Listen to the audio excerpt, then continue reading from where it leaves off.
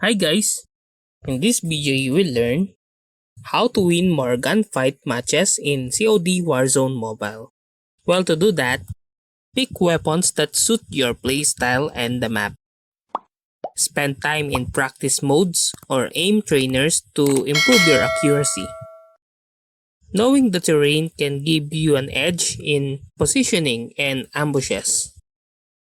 Always try to have cover nearby to duck behind during firefights. Coordinate your movements and call out enemy positions.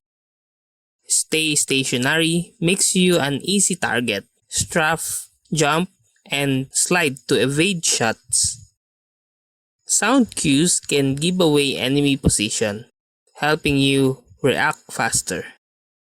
Keep track for your ammo and equipment to avoid being caught off guard.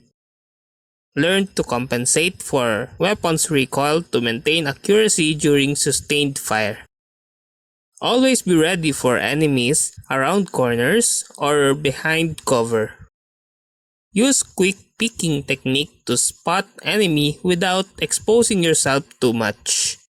Position yourself strategically to avoid being caught outside the safe zone. Strength in numbers can overwhelm opponents and provide support. Assess the situation and choose your battles wisely. Sometimes it's better to retreat than to fight. Flashbangs, smoke grenades, and stun grenades can disrupt enemy movements and give you an advantage.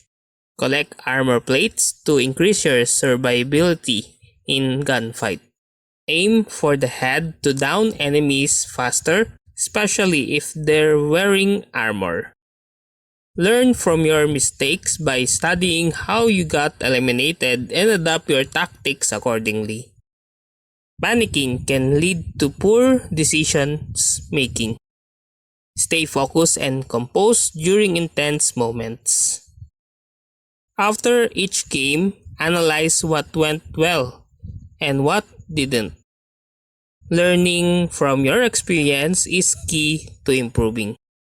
Adjust your control layout to optimize your gameplay and make actions more intuitive. Save powerful kill streak for opportunity moment to turn the tide of the battle in your favor. And that's how to win more gunfight matches in COD Warzone Mobile. If you like this video, please click the like and subscribe and ring the bell icon to notify you to our next video. Thank you for watching.